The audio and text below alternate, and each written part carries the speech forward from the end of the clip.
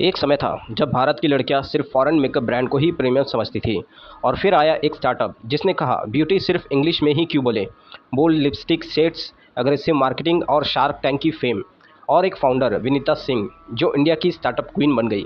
लेकिन आज वही शुगर कॉस्मेटिक लॉसेस में स्ट्रगल कर रहा है। फंडिंग प्रेशर बढ़ रहा है, कंपटीशन डेंजरस हो चुका है और लोग पूछ रहे हैं क्या शुगर कॉस्मेटिक का डाउनफॉल शुरू हो चुका है। इस वीडियो में हम देखेंगे कैसे एक IIT IIM फाउंडर ने करोड़ों की सैलरी रिजेक्ट करके स्टार्टअप बनाया, कैसे शुगर इंडिया का यूथ ब्यूटी ब्रांड बना और कैसे सक्सेस के बाद भी कंपनी के सामने खड़े हो गए massive challenges. So sit back because this is not just a business story, this is the story of ambition, branding, hype and reality. 2007 में भारत में जब स्टार्टअप का क्रेज़ लगभग एग्जिस्ट ही नहीं करता था, लोग सिर्फ जॉब के पीछे भागते थे। और उसी समय एक लड़की ने IIT मद्रास और IIM अहमदाबाद जैसे टॉप इंस्टीट्यूट से ग्रेजुएशन किया। उनका नाम था विनीता सिंह। उनके पास 1 करोड़ की एनुअल पैकेजिंग का ऑफर जॉब था। सोचो, मिडिल क्लास इंडियन फैमिली के लिए उस समय 1 करोड़ की पैकेज मतलब कि ड्रीम लाइफ जैसा। लेकिन विनीता ने वो ऑफ़र रिजेक्ट कर दिया। क्यों? क्योंकि उन्हें जॉब नहीं बिजनेस बनाना था।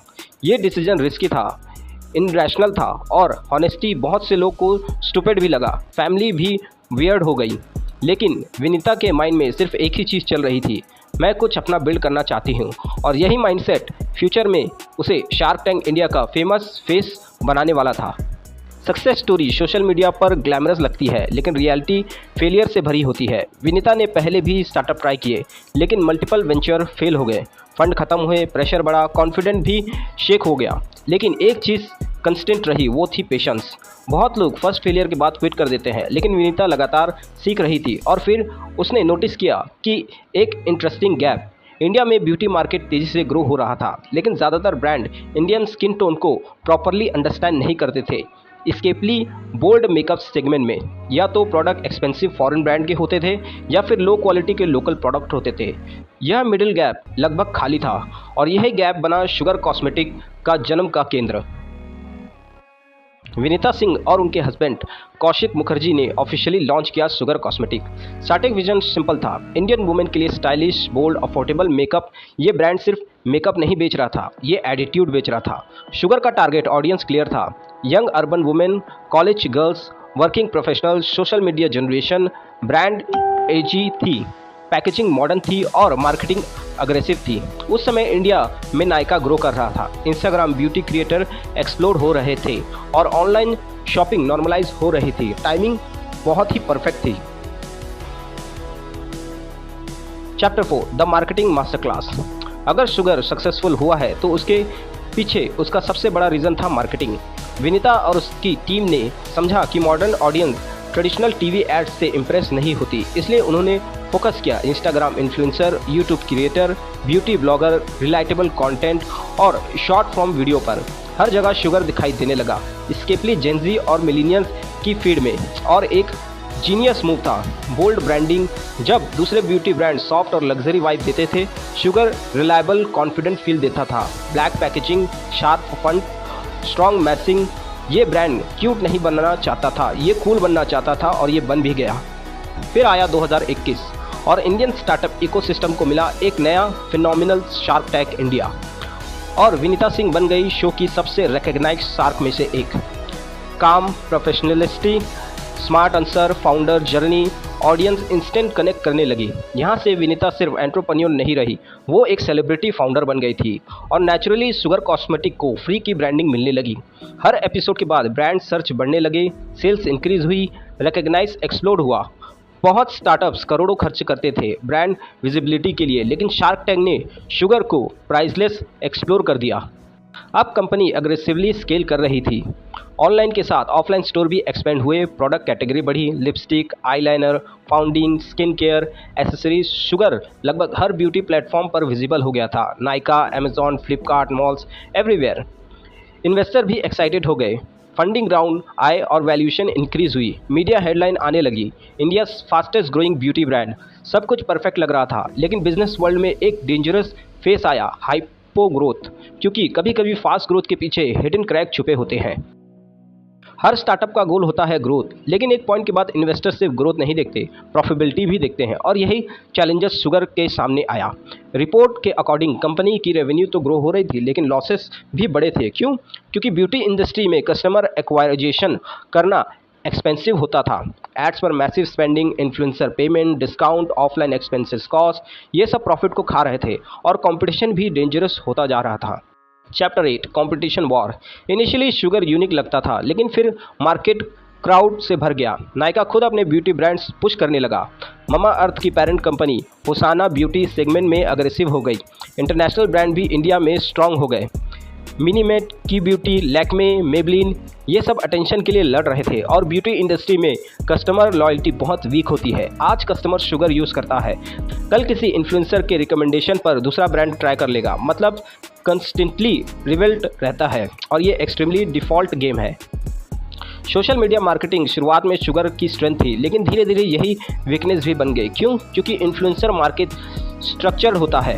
आज हर ब्रांड सेम स्ट्रेटजी यूज़ करता है, हर रियल स्पॉन्सर और हर शॉर्ट्स रील स्पॉन्सर लगती है। ऑडियंस का ट्रस्ट अब कम होता जा रहा है और जब मार्केटिंग नॉइज ज़्यादा होती है तो ब्रांड डेफिशिएंसी वीक होने लगती है। लोग पूछने लगते हैं एक्चुअल में प्रोडक्ट में दम है या फिर ये सिर्फ मार्केटिंग का ही काम है, और ये सवाल किसी भी ब्यूटी ब्रांड के लिए डेंजरस होता है। स्टार्टअप वर्ल्ड में एक हिडन ट्रूथ होता है, जब तक फंडिंग आती रहती है तब तक प्रॉब्लम इनविजिबल लगती है, लेकिन मार्केटिंग कंडीशन बदलती ही रियलिटी सामने आ जाती है। 2022 के बाद global startup funding slow down शुरू हो गया। इन्वेस्टर क्यूशियस हो गए। अब उन्हें सिर्फ ग्रोथ स्टोरी नहीं चाहिए, उन्हें प्रॉफिट भी चाहिए था और इसी फेज में बहुत इंडियन स्टार्टअप प्रेशर में आ गए। शुगर भी इससे अछूता नहीं रह पाया। अगर कंपनी कंटिन्यूस लॉसेस में कर रही है तो इवेंचुअली टफ क्वेश्चन आते हैं, प्रॉफिट कब होगा, सस्टेनेबल मॉडल है या नहीं, कस्टमर रिटेंशन स्ट्रांग है या नहीं। ये क्वेश्चन किसी भी हाई ग्रोथ स्टार्टअप को हिलाकर रख देती है। अब सबसे इंपॉर्टेंट सवाल, क्या शुगर कॉस्मेटिक्स सच में डाउनफॉल में है? आंसर सिंपल येस या नो नहीं है। कंपनी अभी भी ह्यूज ब्रांड है, रिकग्नाइजेशन स्ट्रांग है, कस्टमर बेस मैसिव है, लेकिन चैलेंजेस रियल है और बिजनेस वर्ल्ड ब्रूटल होता है। आज का हीरो कल स्ट्रगल कर सकता है। कोडक, नोकिया, बाइजू, एग्जाम्पल बहुत सारे हैं। प्रॉब्लम ये नहीं होता है कि कंपनी सक्सेसफुल हुई, प्रॉब्लम तब होती है जब कंपनी कंटिन्यूसली इवॉल्व नहीं करती। और ब्यूटी इंडस्ट्री सबसे ज़्यादा अनफॉरगिविंग होती है। ट्रेंड बदलते हैं, ऑडियंस बदल जाती है। अब फेयर एनालिसिस भी इंपॉर्टेंट है। सिर्फ क्रिटिसिज्म करना आसान होता है, लेकिन विनीता ने कुछ एक्स्ट्रा ऑर्डिनरी काम भी किया है। पहला, इंडियन ब्यूटी मार्केट को समझा, उन्होंने इंडियन स्किन टोन और ऑडियंस को टारगेट किया। दूसरा, स्ट्रॉन्ग ब्रांड बिल्ड किया, बहुत स्टार्टअप प्रोडक्ट बेचते हैं, शुगर ने आइडेंटिफाई बिल्ड किया। तीसरा, फीमेल एंटरप्रेन्योरशिप को स्ट्रीम में लाकर रख दिया, विनीता कई यंग वुमेन के लिए इंस्पिरेशन बनी। चौथा, डिजिटल मार्केट का smart use, influencer ecosystem early stage में अग्रेसिवली यूज़ हुआ। और पांचवा, फाउंडर ब्रांडिंग प्रोफेशनल ब्रांड और बिजनेस ग्रोथ में कन्वर्ट कर दिया। ये सब आसान नहीं था। अब बात कर लेते हैं मिस्टेक्स की। सबसे पहले मिस्टेक्स है हाई बर्न स्ट्रैटेजी। ग्रोथ के लिए हैवी स्पेंडिंग कभी कभी रिस्की हो सकती है। दूसरा, over strategic market, beauty industry में मोड बनाना वाकई ही डिफिकल्ट का काम है। तीसरा, मार्केटिंग पर ज़्यादा डिपेंडेंसी, अगर ब्रांड का मेजर इंजन सिर्फ एड्स पर बना जाए तो लॉन्ग टर्म में काफ़ी प्रेशर क्रिएट कर देता है। चौथा, इन्वेस्टर एक्सपेक्टेशन, हाई वैल्यूएशन का मतलब होता है हाई प्रेशर। और आखिरी में कंस्टेंट इनोवेशन चैलेंजेस, ऑडियंस बहुत ही जल्दी बोर हो जाती है।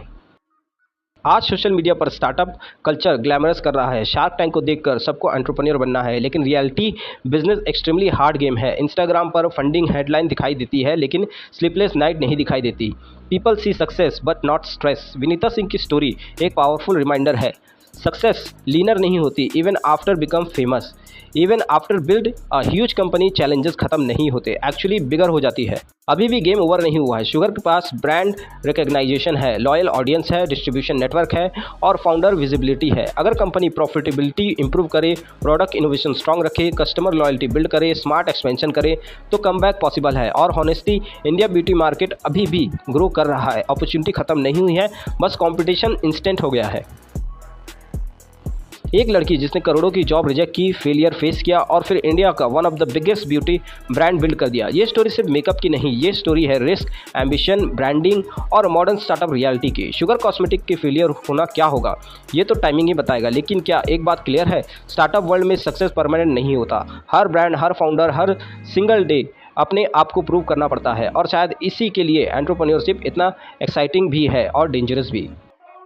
आपको क्या लगता है, क्या शुगर कॉस्मेटिक कमबैक करेगा या इंडियन ब्यूटी मार्केट में कंपटीशन उसे पीछे छोड़ देंगे? कमेंट में ज़रूर बताएं। और अगर आपको ऐसे ही बिजनेस केस स्टडी पसंद आती है तो मेरे चैनल को सब्सक्राइब करना ना भूलें।